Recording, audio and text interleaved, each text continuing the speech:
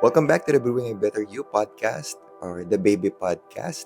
This is Riwell and it's our episode 6 already and ang dami na nangyari and nakatuwa na ang daming nanood ng episode last week which siguro dahil ako first time ko makapag-upload ng video sa Spotify and well, yung YouTube naman is still consistent and super thankful sa mga first time may nag-comment, so shout out kay Carla for commenting in Spotify.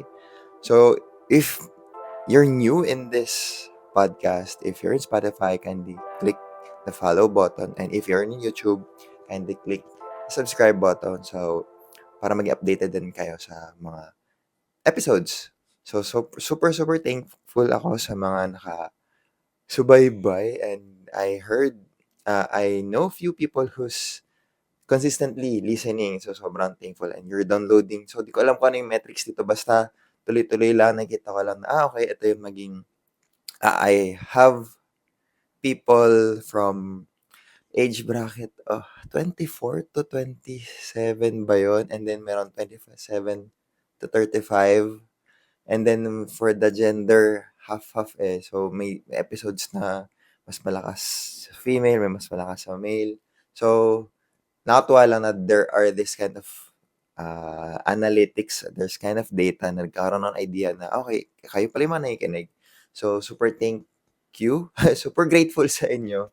And we're just showing up, we're just giving you some insights about adulting at 30s. And yun nga, nakakapagtaka talaga bakit merong may mga may mga nasa 20s na nanonood na nito, ay nakikinig na dito. And maybe because ang naisip ko lang is, you already want to have an idea of what 30s are experiencing, or baka may yung na-experience ng 30s is na-experience na. So, if you want to know more, message kayo or tag me or comment or DM. Ano yung mga next topics na gusto nyo pang ma-discuss, ma-share natin in this podcast so that we could serve more people like you. And then share nyo rin ito sa inyong mga friends and workmates that sa tingin nyo magbe-benefit din. And so for now, for our next episode, for our 6th episode, let's talk about Deserve Ko To. And the lie behind Deserve Ko To. So, anong backstory nito? Just the other day, I saw a Pokemon card seller. Sino yung mga fans ng Pokemon cards dito? So, back nung bata pa tayo. So, sino dito yung naabutan yung text? Yan. Text yung yung maliliit na card. So, actually, yung mga may pamato pa, may favorite ka pa yung text. Tapos, mga nag-start din ng Yu-Gi-Oh! Or Pokemon cards na sobrang saya mo na makabili nito kahit peke. Kasi, baon ko, tinipid ko to, and then, mga simpleng saya lang ng ganun. Then, yung mga peking cards na yun, yung may mga character na from from the real anime, ang layo ng kulay kasi nga peke nga siya. Then, kapag lunch break naman, sino dito yung excited maglaro, kaya kung kumain ka, napakabilis. So, isa ako doon. Buti nga di ako nagka-appendicitis. So, isa yun sa mga inaalala ko na medyo tumatanda na kasi sa sobrang, 1 hour yung lunch break, mga 15 minutes ka lang kakain kasi maglalaro ka na ng patintero, maghahabulan na sa ilalim ng tirik na araw, maglalaro ng luksong baka, or yan, magpupunitan ng polo, tapos gagalit yung magulang niya na ba't may kulang-kulang na yung botones or sobrang itim ng kwelyo ng collar ninyo. Then, after school, yung nagmamadali ka umuwi kasi may inaabangan ka pang cartoon or anime, Naruto or Dragon Ball, depende kung anong channel kayo nagsusubaybay. And hindi mo to pwedeng ma-miss kasi ito yung pag-uusapan ninyong magkakaibigan on the next school day. 'Di ba? So, dapat updated ka din or else mapag-iwanan ka. Ayan. So, sample pa ng mga nostalgic food naman is ako, ice candy. Fan ako ng ice candy. Iba-iba yung kulay pero pare-parehas naman ng lasa. Sinasabi lang na different flavor pero parang pare-parehas naman sila ng lasa. And of course, sino fan nito? Ice crumble. 'di ba? Scramble, ice scramble. So, ice scramble and alam mo yun, sobrang tamis niya pero yun nga, masaya tayo kahit simpleng gano'n lang masaya na. And ito pa, isa ko naisip, Choco Choco, oh, shoutout. Choco Choco or ano ba yung mga ano ngayon, 'di ba Choco Choco lang yun, eh, na hinihimod mo from point to point nung plastic. Talagang, sinagad mo siya na kahit medyo laway-laway na, 'di mo alam yung nagbigay ba na tindera is malinis ba talaga yung pera kasabay nung ay malinis ba yung kamay, kasabay nung pera na binayad mo sa kanya rin inabot. Pero sige, himod lang din. So, germs kaya't mataas yung immune system natin dahil dun sa mga gano'ng klase. And tapos yung ano pa, Milo. Yung Milo nakakapagtagal para pumasok ka sa school kasi jejebs ka pa. Kasi nakaka-jebs talaga, di ko alam. So, sino yung mga umiinom ng Milo dito na di kayo tinatamaan nung gano'ng after effect. Pero kasi masarap, eh, masarap yung Milo. Ayan, alam mo yun, ang dali-dali sumaya before kasi alam mo yun, hindi mo siya kailangan i-schedule. Just like, unlike today na you're always looking forward for Fridays after work or Saturdays to spend the weekend. And then naman yung pagdating na ng linggo parang ang gloomy na kasi pa-Monday na naman, work na naman. Pero dati nung school ka pa parang excited ka mag-Monday kasi, uy, makikita mo rin yung mga kaibigan mo. Ayun. So, yun yung difference nung kasiyahan before and ngayon, I think. And isa pang difference is you don't well, dati naman kasi wala tayong way how to post things or to document stuff na I think kaya rin siguro pinagbawal for ano, yung school namin before, pinagbawal magdala ng cellphone pero siyempre nagdadala pa rin tayo, pasaway tayo, eh. Pero the fact na I think it somehow contributed na kaya masaya yung kabataan or masaya yung generation, ayan, shoutout sa mga batang 90s. Kasi there's no way for you to check on other people on what they're doing or what they're experiencing. So, you're happy with what you're experiencing right now. Wala kasing way to document or to post. So, lalo na ngayon, hindi na kailangan maging aesthetic. So, kayo ba? Ayan. So, sa mga nanonood and mga nakikinig, ano yung mga nagpapasaya sa inyo nung bata pa kayo? Ayan. Pero, ayan. So, jump today. Ngayon, nasa 30s na, ano yun naman yung mga nagpapasaya sa'yo? So, akin na 'to. Ito yung mga akala ko nagpapasaya sa akin. Ito yung mga madalas kong sabihin na, "Uy, deserve ko 'to. Deserve ko naman 'to." So, number one is maybe bagong gadget, bagong phone, 'di ba? Or having my own car. Then, ito medyo ano 'to, yung makuha yung approval ng lahat ng mga tao, which is ito yung previous nating episode, which leads to likes and views, hearts. So, 'di ba, yun yung ano, comments, mga shares. Then next is posting na yung hustle culture na you're working at this time of the night or of the day, thinking na, "Uy, ano 'to, masaya 'to," parang gano'n. Pero at the end of the day, you might still think or might still feel empty after all the things that you've done. Kasi lahat ng mga ginawa mo is baka hindi mo nga siya happiness or hindi siya yung way mo for you to be successful or hindi yung definition mo ng success para sa'yo. Pero yun para sa akin lang naman yun. Ngayon, today, ito na yung mga legit na deserve ko 'to. After all that wow, tanda na 'to pakinggan yan. After all that I have experienced, ito yung feeling ko, ito yung deserve ko talaga para maging happy. And number one ko dito is kape.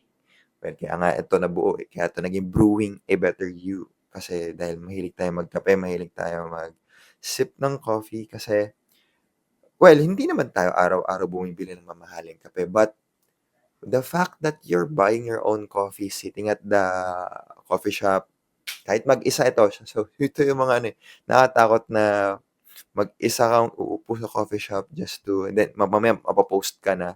So, may may nagiging adjective recently na isang content creator. Nagiging adjective itong si content creator na 'to, na baka mamaya maging motivational post ka na picture niya. And pero you just enjoying your cup of coffee, solo solo ka dun sa coffee shop, or maybe sharing a cup of coffee with someone na nakabatuhan mo ng idea, sharing mo ng ideas with them. Then, alam mo yun yung feeling ko, yun yung number one na nagpapasaya sa akin. Well, kape at saka yung someone who I could bato ng idea, exchange ideas with. So that's number one, deserve ko to na magpapahappy sa akin. Next, and the next is yung getting enough sleep. So, sino ba naman yung may ayaw ng maganda or kumpleto yung tulog? So, ako, usually, I sleep 6 to 7 hours, pero meron pa rin akong idlip ng after lunch kasi syempre masarap matulog pag ano. So, may idlip pa rin tayo dyan. Then, next is having my me time. So, if you're a follower, I usually walk at night if hindi ako nakakompleto ng steps during the day. And that's my form of me time. And that's my time to reflect or to check on myself, to ano ba, kamusta ba ako, or to basta without my phone, or kung may phone man, naka-off yung data para if in case may emergency, madali pa rin ako contact. Then next is yung makatapos ng isang gym session. So, alam mo yun, yung feel mo yung pawis na pawis ka. Na, okay, sulit ko yung gym today kasi na-exhaust mo yung sarili mo and alam mo, parang medyo okay ang katawan mo. So, yeah, sulit yung binayad mo talaga dun sa gym. Then next is yung and makatapos din ako ng learning session ko kahit 10 minutes lang ito during the day. So, I usually browse sa YouTube and well, thank you naman sa algorithm ni YouTube. Kung ano yung mga recent na research ko is yun din nilalabas niya kaya ang dali na for me to find ano yung mga kailangan kong matutunan and it would contribute to my well-being or to my what I'm doing or my work. Kaya I usually do my learning session during the morning before working or maybe at night if meron pa rin time para alam mo yun, nakakatuwa na I still learn something new every day or ma-remind ako na I have this ideas before na nabaon na sa limot. And yun yung ano for me that I still progress. Nagkakaroon pa rin ng idea or new ideas every day. So that's what my yung mga deserve ko to things. And ito yung mga, in short, ito yung mga bagay na I don't need approval from anyone kasi this is me having my own time, having peace, me having my own boundaries and improving myself in different aspects of my life. So in short, these are my micro joys or my micro deserve ko to. Ito yung mga nagpapasaya sa akin na anytime pwede ko tong gawin without approval from other people, without depending on others uh, set of expectations. Kasi lahat ito, naka-base talaga sa akin. And it doesn't have to be a travel or a big purchase or something. Pero yung learning how to pause, how to take a break, and sip that cup of coffee. Well, ako usually iced coffee in order ko kasi di man ako fan ng ayoko na napapasoy dila ko. Alam mo yun, yung feeling na very simple lang yung buhay. Na those things, hindi yun mawawala or makukuha sa inyo ng ibang tao. Kasi happiness for me shouldn't be that loud. It's all about you. Kasi sometimes gusto mo lang talaga naman ng pahinga. Yung wala kang ipoprove today. Kasi, alam mo yun, with the work environment, with the set of expectations from different people nowadays, feeling tuloy lagi nating kailangan may i-prove sa iba. Pero nakakalimutan natin i-please yung sarili natin. And, alam mo yun, alam mo yun, ang feeling ko, ang pinaka-challenge natin nowadays, sa generation natin today is, most of us are chasing ano yung magpapasaya talaga sa atin. Pero ang totoo niyan, di lang talaga natin siguro napapansin na we're doing things that make us happy already. And hopefully, maisipan niyo rin ito na baka mamaya, dahil sobrang bilis ng pace ng buhay, there are things that already makes you happy but nakakalimutan mo siyang i-appreciate. So with that, I'll leave you with this. So ano yung sa tingin mong mga micro joys mo for the past few weeks or for the past week man lang, at least maalala mo yung mga nagpasaya sa'yo this week.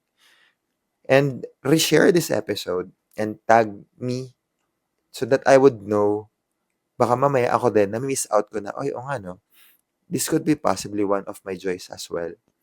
And let's all celebrate that small wins. And that's it. Actually, natapos ko itong episode na to is already a small win for me. And masaya na ako na, someone already mentioned na, nakakatuwa yung podcast, itong episodes, for the first few episodes. And I mean, this passion project is just something for me to give back. Pero it's already helping other people. So, that's it. So, this is Ruel, and hopefully, tuloy natin discussion sa website. Discuss natin more and dig deeper natin ito. DM me your takeaways. And with that, take care, have a great week, and see you on our next episode. Bye-bye!